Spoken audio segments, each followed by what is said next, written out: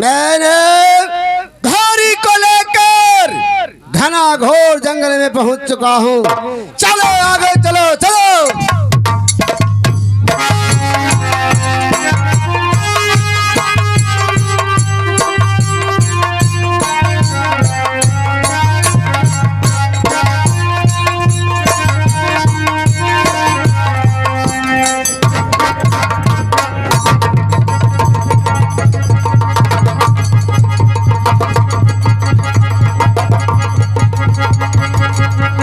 घोड़ी घोड़ी जी महाराज। नहीं घोड़ी ले, अरे बादल छाया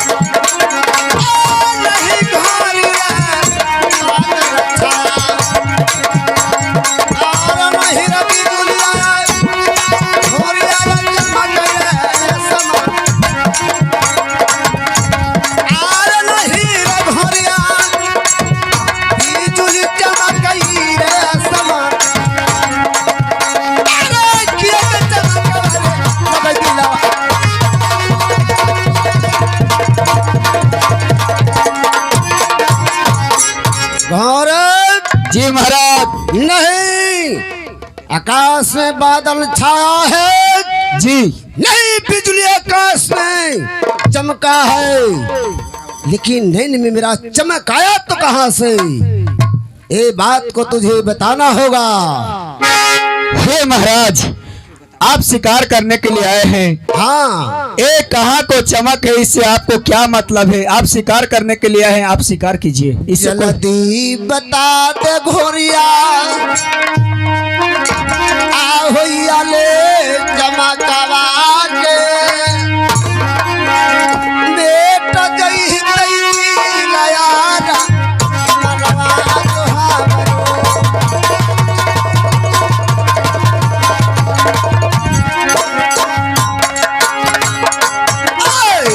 किया के चमकवा हो, आला गले नए नवागे घोड़ी। जी महाराज। किया के चमकवा हो, आहुला गले नए नवागे साथ हलिया गई दे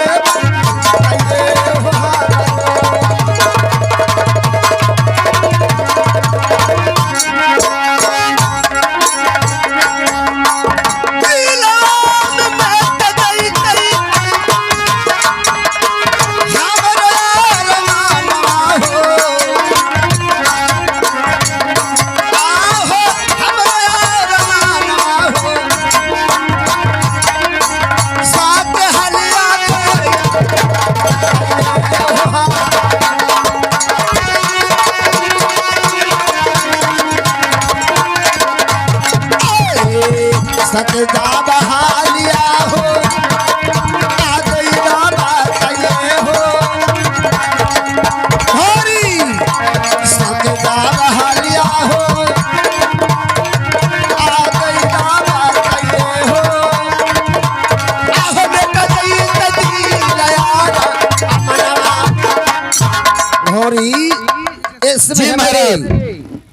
मेरी बता दो, यदि बता देती हो तो आगे बढ़कर शिकार खेलने के लिए चले जाता हूँ।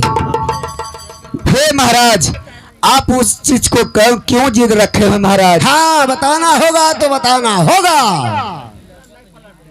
आप उस चीज को मैं बताऊंगी तब आप भेजे, उस चीज के बारे में जानिएगा तभी आप शिकार करने के लिए जाइएगा। हाँ, हे महाराज, मैं तो आपको समझा रही हूँ कि आप जो शिकार करने के लिए आए हैं तो शिकार करके लौट जाइए।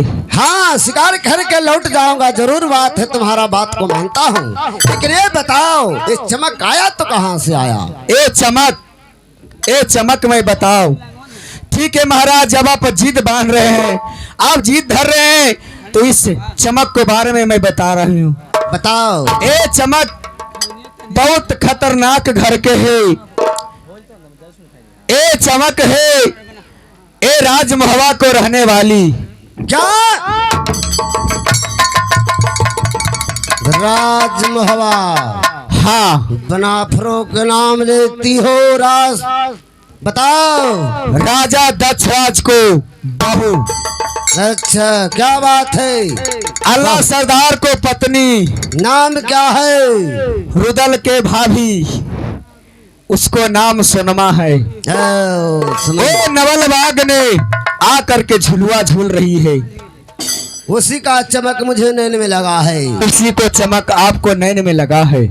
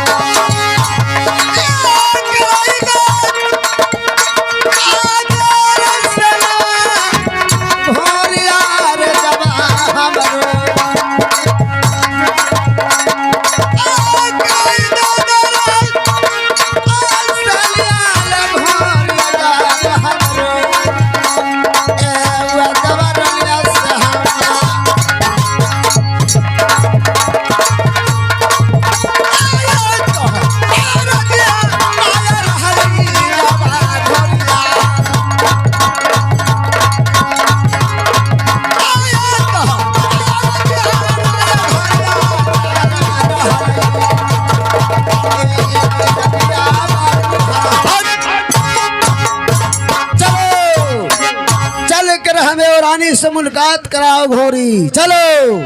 हे महाराज, क्या आप कहती हो? अब आपको रानी सोना से मुलाकात करने को आपको मन कर रहा है? हाँ। हे महाराज, जब आपको रानी सोना से मुलाकात कराऊंगी तो मुझे क्या बनाइएगा? तुझे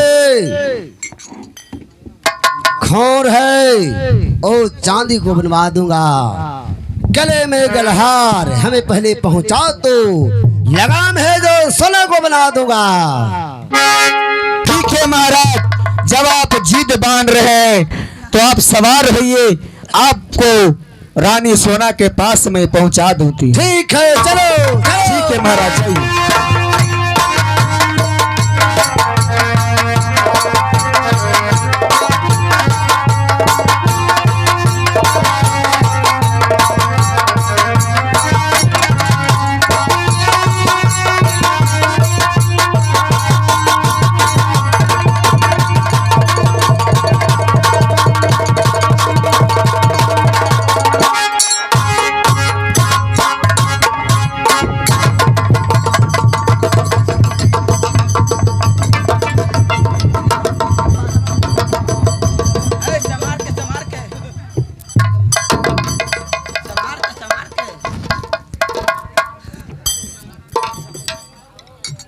यही रानी सोना है।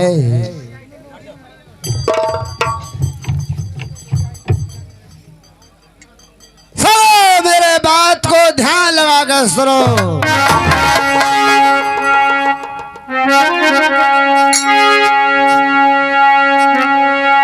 तो हरे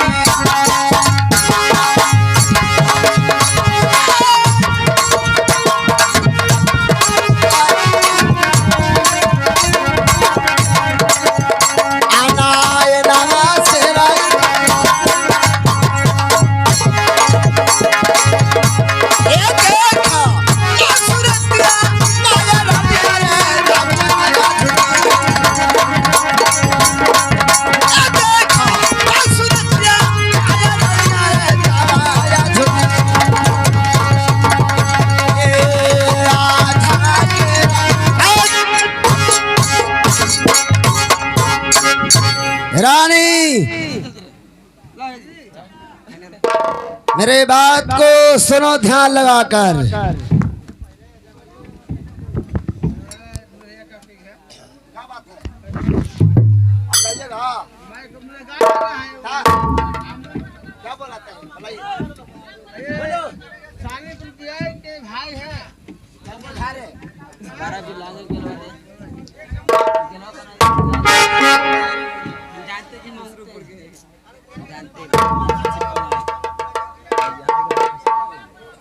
रानी को नींद नहीं टूट रहा है। बोल बोल बोल हरनिया अपनी मुखवा से बोल रलिया अलेसा मैया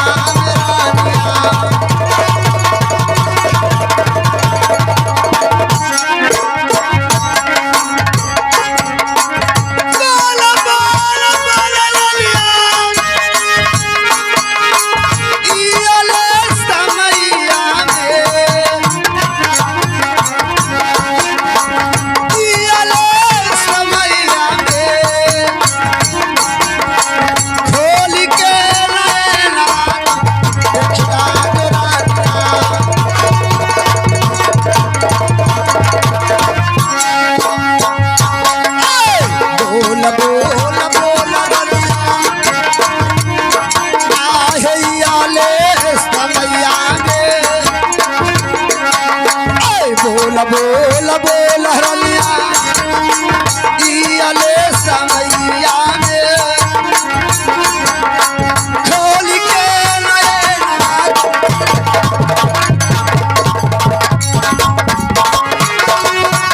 खोल के नैना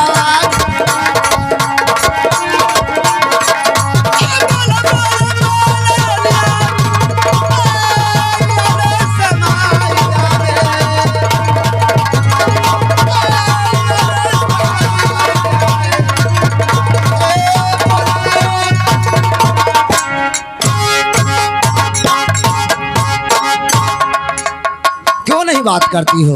क्या जी नफर जी और बड़ी बिल सलाम बन रहे हैं, क्या बात है राजा? बोलो। सोनी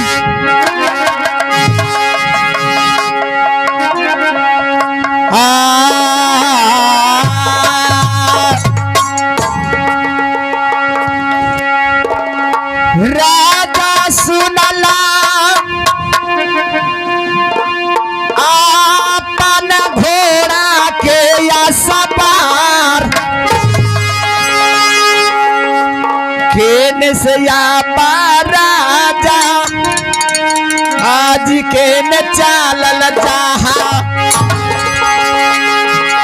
आज के न से दिया महाराजा आज के न चालल जहा जे कर सबलिया राजा जी दे बाबा तला जे कर सबलिया राजा जी दे बाबा तला आई हाल तार सादा जी राजा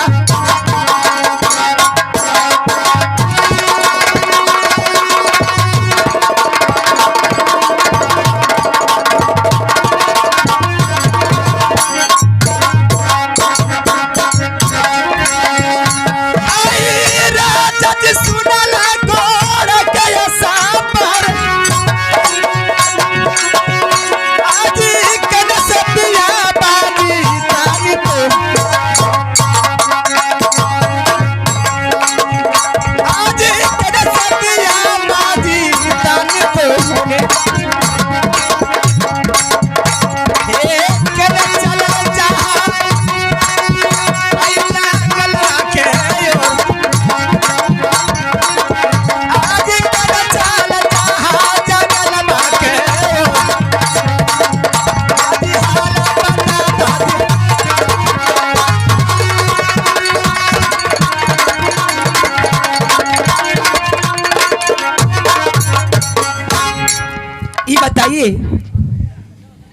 कब किधर से आ रहे हैं और इस नाल बाके एक बीच बीच होकर आप किधर चला जा रहे हैं? किधर से आ रहा हूँ, किधर जा रहा हूँ, हाँ। ये बात को पूछ रही हो। हाँ, लेकिन जानबूझकर ए नवल बाग में आया हूँ, जानबूझकर नवल बाग में आया हूँ। क्या करने के लिए नवल बाग सुनो में आए? क्या करने के लिए आया हूँ। सुनाइए।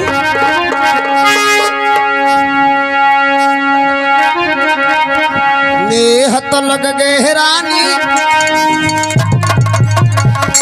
अहे हमारा तोहरा से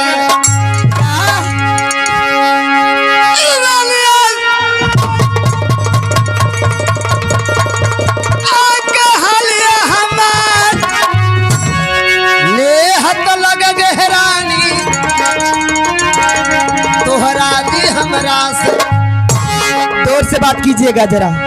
एही लेकर न महरनिया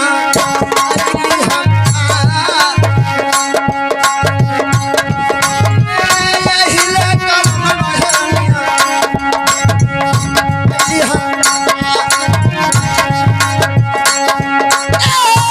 हाथ लग गए। अच्छा, रानी तनी सुन है हमारे दिल के बात। जोर से बात कीजिए। ए रानी तनी सुन हमारे दिल के बात। हाथ लग नमस्ते, प्रणाम। मैं सिंगर हेमा कुमारी। अगर आप चाहते हैं कि जियो बोका म्यूजिक का वीडियो सबसे पहले आप तक पहुंचे तो हमारे चैनल को सब्सक्राइब करें और बेल आइकन को दबाना ना भूलें। धन्यवाद।